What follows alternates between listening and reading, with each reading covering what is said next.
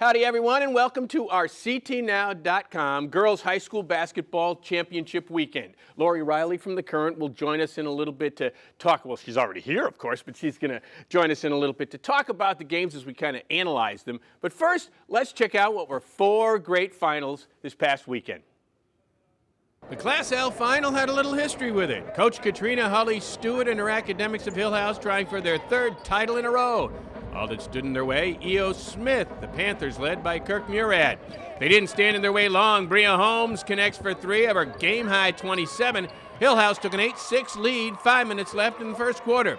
Still in the first, Andriana Thomas with a pretty step-back jumper right there as Hill House starts to pull away.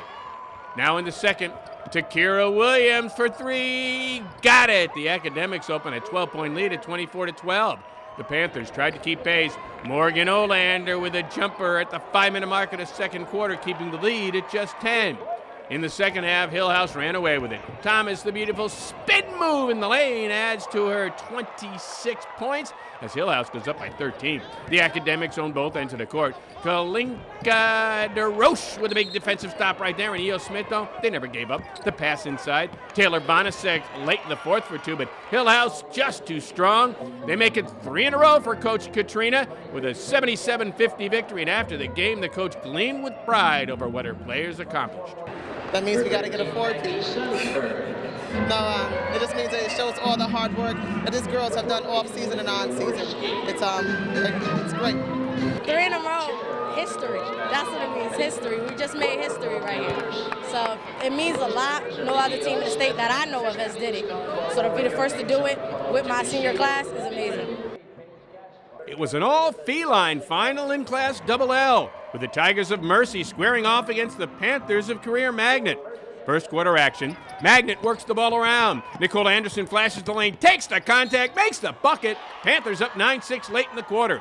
Midway through the second now, Mercy Sadie Edwards drives the baseline, but she's blocked from behind by Anderson. The Panthers get out and run on the turnover. Anderson up the floor, splits the lane, splits the Mercy defense for 2, as Career leads at 16-10. Still in the second, Panthers start to stretch the lead. Bria Moore for 3 of her team-high 13. Career opens a 9-point lead. Now in the third, the Tigers clawing back in it. Sadie Edwards, the killer crossover, gets free in the lane for 2, but the Tigers still trail it by 9. Panthers kept the pressure on. Moore for 3 from the corner. Got it! But the lead is down to 6. Then, as the third quarter is ending, Mercy's Jane Landy pokes the ball free. Edwards gathers a loose ball, races up the floor, beats the buzzer, and the lead down to just 4.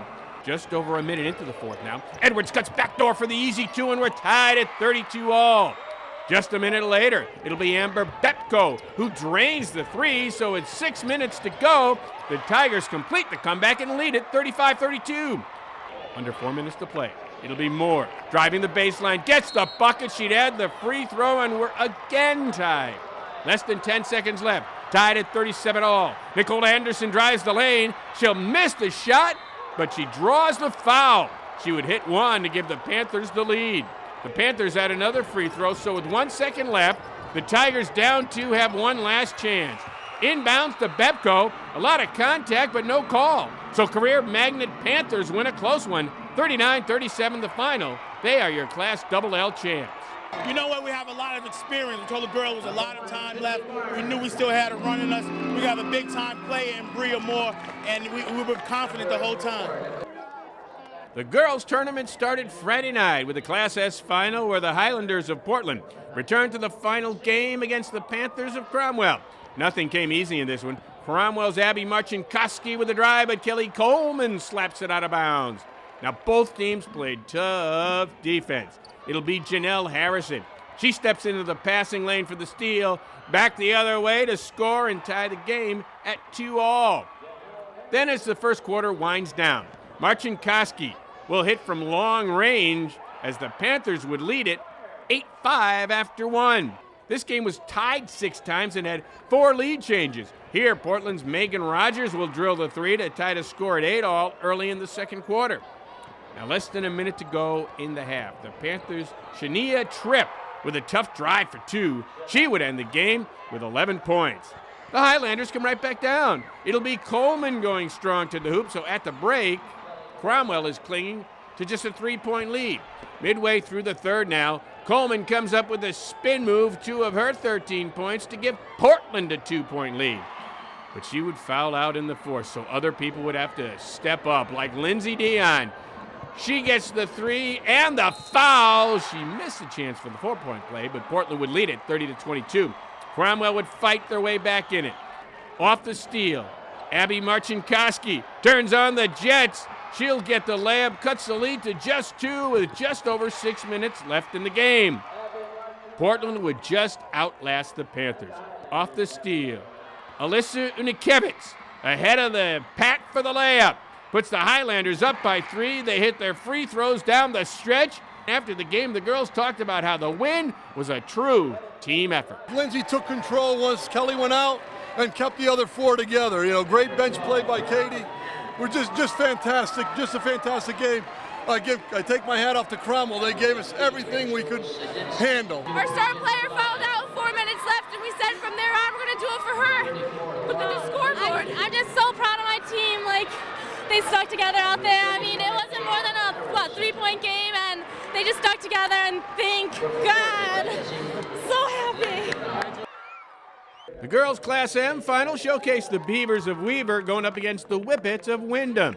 Midway through the first quarter, Wyndham's Allie Risley drains the 3 to put the Whippets up by a count of 5-3. Weaver comes right back now. Off the missed shot, Sashana Buckner rips the rebound down. Buckner gets the bucket and 1 to cut the Wyndham lead to just 2. Taylor McBride had 10 steals for the Whippets. Here she sets up Risley for the easy 2 as they open a 6-point lead midway through the quarter. Wyndham would be up as many as 10, and here Fifi Walcott cuts into that lead with 3 of her team-high 13 to get the Beavers back into it. They would tighten the defense to help close the gap. Buckner sends that shot home with 1 lucky fan. 1 of 11 blocks on the game for the Beavers. The Whippets would lead by 5 at the break. Now in the third, Carly Smith hits for 2 of her team-high 13 to keep that margin. Midway through the quarter now, it'll be Buckner getting free in the paint. Buckner ties the score at 30 all. Just over a minute later, Weaver's Catherine Cruz with a bomb puts the Beavers up by 4. But Wyndham would not fold. Haley Mather picks off the pass and is off and running. Mather with a layup ties the score at 34 all, just under 2 minutes to go in the third quarter. Then as the quarter ends, Danielle Rodriguez nails the 3. Wyndham would lead by 6 with just a quarter to play. They would hold that lead for the fourth quarter and go on to win it, 54-46. So the Wyndham Whippets are Class M state champs. Yeah, we called a timeout, and I thought we were just being a little too tentative on offense. And once we started to get aggressive again, good things started to happen for us. Welcome back, folks. Well, congratulations to all the finalists. Congratulations to everyone that was involved. Now it's time to talk about the 4 games and just kind of analyze it. Is Lori Riley from the Current. And first, Lori, I'm going to let you start at whichever game you want. Pick one and let's get going. Well, the Double L game I thought was the most, competitive game. It was the most competitive bracket. Yep. Mercy lost to Career.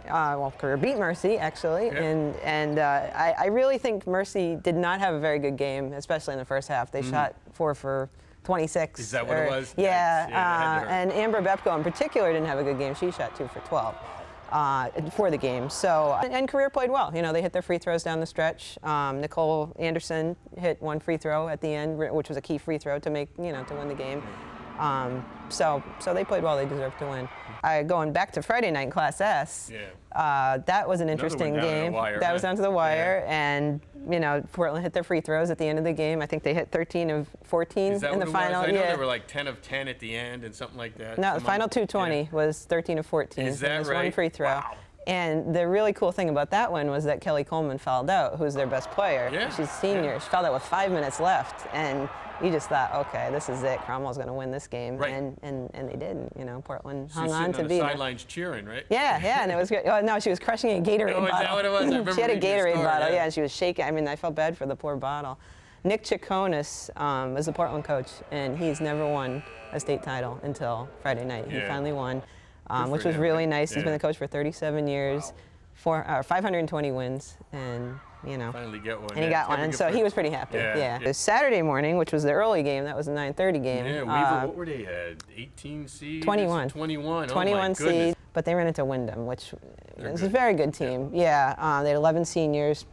And my favorite player, and it had to be everybody's favorite player, was Taylor McBride. I mean, she didn't have a lot of points. I think she had maybe 8 points, but she had 10 steals. And she was just all over the court. Weaver had 21 turnovers in the first half. In the first half? And a lot in the first half. Now, they got better in the second half. I think they only had 8 in the second half, but McBride was just everywhere. She's only 5'3". I think she's going to Eastern Connecticut. Is that right? And she was great. The top team, the best team by far, in the state, yes, which is my #1 team in the current poll tomorrow, is Hill House. And I mean, you just knew they were going to pretty much blow away everybody in that conference or in that bracket. And I mean, E.O. Smith is a good team, but they just, you know, they ran into Hill House. But Hill House is just, you know, they have Andriana Thomas, they have Bria Holmes, you know, who's probably the best player in the state. Right. So they're pretty hard to beat. And Katrina Holly Stewart's a great coach. So. Oh, yeah. She's done a nice job. She's done a great job there, and I'm really happy that she's won 3 titles in a row. I think she deserves it. Laurie, thanks. Very nice. Well done. Thanks. See, you were all nervous about it. This is easy. It was a piece of cake for you. Yeah. Folks, thanks for watching this. For Laurie Riley from the Current, I'm Bob Rumble. Hope you enjoyed everything, and go check out the, the high school blog on Current? iTeams blog on Current.com. Got to get it right. Thanks for watching, folks. Have a good day, everyone.